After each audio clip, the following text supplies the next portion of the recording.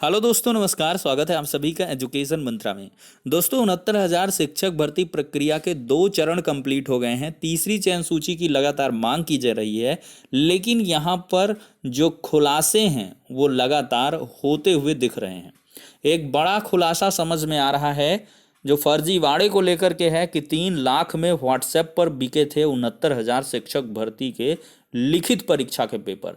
जी हां, इस अपडेट पर डिस्कशन होगा और तीसरी सूची के लिए सीएम को लिखा पत्र, इन भी खबरों पर लगातार नजर रखेंगे और साथ ही साथ स्कूल आवंटन प्रक्रिया पर भी थोड़ी सी डिस्कशन होगी। तो वीडियो को अभी से कर दो लाइक एंड शेयर, और चैनल पर नए हैं तो इसी प्रकार की अपडेट्स के लिए चैनल को सब्सक्राइब कर लें। तो चलिए दोस्तों, वीडियो सेशन को बिना किसी देरी के स्टार्ट करते हैं। देखा जाए तो यहाँ पर मीडिया रिसोर्सेज के अकॉर्डिंग जागरण संवाददाता भदोही की हाल ही में ये छपी हुई खबर है कि भदोही में 3 लाख में बेचे गए थे पेपर। निशाने पर 30 अभ्यर्थी। देख सकते हैं, बेसिक शिक्षा परिषद की ओर से संचालित परिषदीय विद्यालयों में 69,000 सहायक अध्यापक भर्ती परीक्षा 2019 में हुए फर्जीवाड़े में जिले के भी कथित टॉपर इस वक्त स्पेशल टास्क फोर्स यानी कि एसटीएफ की रडार पर हैं। देखा जाए तो भदोही जिले में 350 से अधिक परीक्षार्थियों ने परीक्षा उत्तीर्ण की है। लिखित परीक्षा में 30 अभ्यर्थी ऐसे हैं जो 110 से 120 अंक प्राप्त किए हैं। परीक्षा के 2 दिन पहले ही पेपर परीक्षार्थियों के मोबाइल फोन पर पहुंच गए थे। मामला पकड़ में न आए, इसलिए अभ्यर्थियों ने रिलायंस कंपनी जियो के नए मोबाइल नंबर आवंटित कराए थे। इसी नंबर को एक्टिवेट कर व्हाट्सएप चलाया। इसी व्हाट्सएप नंबर पर 2 से 3 लाख रुपए लेकर पेपर भेजा था। अब देखिए, परीक्षा संपन्न होते ही इस सिम को बंद कर दिया गया। और आई ज्ञानपुर क्षेत्र में ऐसे भी परीक्षार्थी सहायक अध्यापक में टॉपर बन गए हैं जो 3 परीक्षाओं में फेल हो चुके थे। तो देख सकते हैं, टीटी जिनका नहीं निकल रहा था उन्होंने सुपर टेट पर ताला लगाया और इसके बाद एक सीट भी हथिया ली। तो ऐसे में देख सकते हैं, एक बड़ा खुलासा है एसटीएफ। अब देखते हैं क्या कुछ करती है इस मामले पर। आखिरकार ये बड़ी खबर है और ऐसी कई शिकायतें लगातार अभ्यर्थियों के द्वारा दर्ज कराई गई थी कि व्हाट्सएप पर पेपर बहुत सारे जो फर्जी कैंडिडेट्स हैं उनको मिल गया था और उन्होंने इसकी मदद से जो योग्य अभ्यर्थी हैं उनका हक छीना है। हालांकि इसका मामला कोर्ट में भी अभी पेंडिंग है, सिंगल बेंच में ही पड़ा हुआ है, जिस पर व्हाट्सएप के कई स्क्रीनशॉट और साथ ही साथ कई तमाम जो साक्ष्य हैं वो उपलब्ध करवाए गए थे। लेकिन फिलहाल मामला पेंडेंसी में है। अब एसटीएफ यहाँ पर लगातार जांच कर रही है।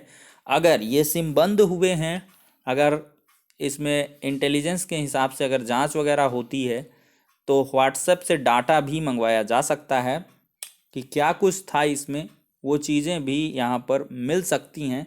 तो देखते हैं आगे आने वाले समय में क्या कुछ होता है। लेकिन एक बड़ा खुलासा यहाँ पर देखने के लिए मिल रहा है। दावा किया जा रहा है कि 3 लाख में पेपर बिके थे।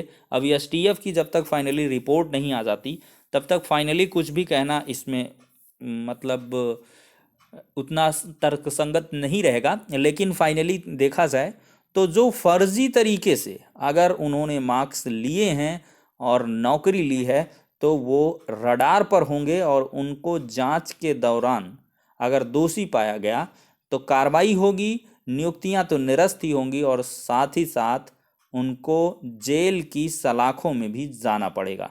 तो फिलहाल के लिए एक बड़ी अपडेट है। नेक्स्ट अगर हम वीडियो पर सेशन में अगर आगे बढ़ें तो कार्यालय जिला बेसिक शिक्षा अधिकारी बाराबंकी से प्रेस विज्ञप्ति जारी हो गई है। 25 एवं 27 को ऑनलाइन स्कूल आवंटन कार्यक्रम जारी हुआ है। दिव्यांग अभ्यर्थी समस्त महिला पुरुष और समस्त वर्ग की महिला अभ्यर्थी 25 तारीख को प्रातः 10 बजे से 5 बजे तक कार्यालय खंड शिक्षा अधिकारी विकास खंड बंकी बाराबंकी में एकत्र होंगे और समस्त वर्ग के पुरुष अभ्यर्थी तथा मेरिट और प्रथम दिवस की अनुपस्थित जो महिलाएं हैं वो 27 तारीख को 10 बजे से 5 बजे तक आएंगी।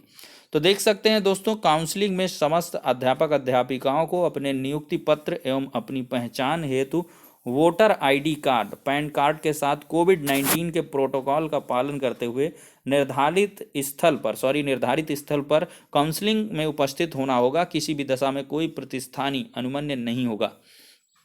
देखें तो बहराइच की भी विज्ञप्ति आ चुका है। समस्त दिव्यांग महिला पुरुष को 10 बजे से 10:30 बजे तक, समस्त महिला पूर्वाह्न 10:30 से समाप्ति तक और समस्त पुरुष को 10 बजे से समाप्ति तक 25 एवं 27 को ये डिटेल प्रोवाइड की गई है। वहीं पर बात करें तो विजेंद्र सिंह हैं, विधायक खुर्जा, भाजपा के हैं। 17 जनवरी को इन्होंने लेटर लिखा बेसिक शिक्षा मंत्री उत्तर प्रदेश को। इसमें जो है 69,000 के रिक्त रह गए समस्त पदों को जोड़कर अगली सूची जारी करने के संबंध में लेटर लिखा। वहीं पर बात करें तो धनंजय कनौजिया हैं, विधायक भाजपा, 357 विधानसभा बेलथरा रोड। यहाँ पर देखें तो यहाँ पर भी बेसिक शिक्षा मंत्री सतीश चंद्र द्विवेदी को लेटर लिखा गया है तीसरी चयन सूची के बारे में। सुब्रत पाठक संसद सदस्य, लोकसभा कन्नौज प्रदेश महामंत्री, भाजपा के हैं, उत्तर प्रदेश। 7 जनवरी को लेटर लिखा है माननीय मुख्यमंत्री जी उत्तर प्रदेश सरकार को 69,000 शिक्षक भर्ती में रिक्त रह गए जो पद हैं उन पर तीसरी चयन सूची जारी करने के लिए। तो यहाँ पर लगातार जो तीसरी चयन सूची जारी करने के लिए लेटर हैं वो लिखे जा रहे हैं। आप लोग ज़्यादातर कोशिश करें कि भाजपा के जो विधायक हैं, सांसद हैं या कोई भी प्रतिनिधि है, जनप्रतिनिधि है, उसके माध्यम से लगातार यहाँ पर लेटर भिजवाएं, फैक्स करवाएं। बेसिक शिक्षा मंत्री जैसे भी अब मुलाकात का जो सिलसिला है वो तीव्रतम अंदाज में होना चाहिए, क्योंकि समय आ चुका है दोस्तों। अब लोहा धीरे धीरे गर्म हो रहा है और इसमें हथौड़ा मारने का वक्त है। अगर सही जगह पर और सही स्पॉट पर आप लोग निशाना साधते हैं तो अवश्य ही तीसरी काउंसलिंग हो जाएगी। तीसरी, खैर तीसरी, चौथी, पांचवी होती रहती है, लेकिन इसमें अगर तीसरी चयन सूची की बात करें तो वो जारी हो सकती है। अभ्यर्थियों को न्याय मिल सकता है और मिलना भी चाहिए।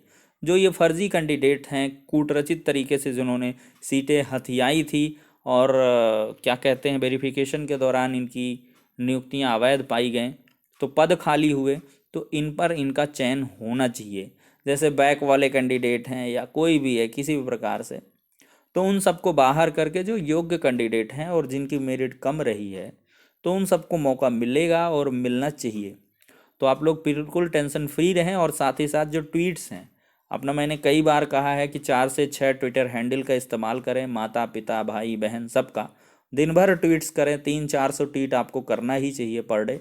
अगर इतने ट्वीट होते हैं और 6 से 7,000 लगभग सीटें वैकेंट हैं, उन पर दावेदारी करनी है, तो लगभग 40-50 हज़ार अगर ट्वीट रोज़ाना होते हैं तो एक बड़ा इम्पैक्ट पड़ेगा और जल्द ही आपका काउंसलिंग शेड्यूल वगैरह भी आ सकता है दोस्तों। यहाँ पर रिक्त पदों का जो ब्यौरा है वो धीरे धीरे खंगाला जा रहा है। कई ज़िलों का डेटा एकदम क्रिस्टल क्लियर है कि किस तरह से कितनी सीटें खाली रह गई हैं।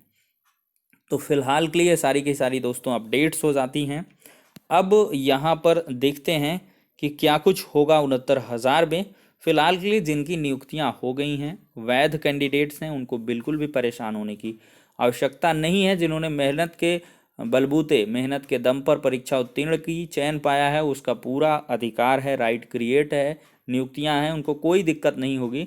लेकिन जो गलत तरीके से भाई चयन में आया हुआ है तो उसको इसकी कीमत चुकानी पड़ सकती है। इसकी पूरी की पूरी यहाँ पर आशंका दिख रही है। अगर यहाँ पर चीज़ें निकल के आती हैं कि इस तरह की चीज़ें हुई हैं वाकई में, तो अवश्य ही ये बृहद पैमाने पर एसटीएफ के द्वारा इसकी जांच की जाएगी और साथ ही साथ नियुक्तियां भी निरस्त की जाएंगी। तो फिलहाल के लिए इतना ही, नेक्स्ट वीडियो में मिलते हैं।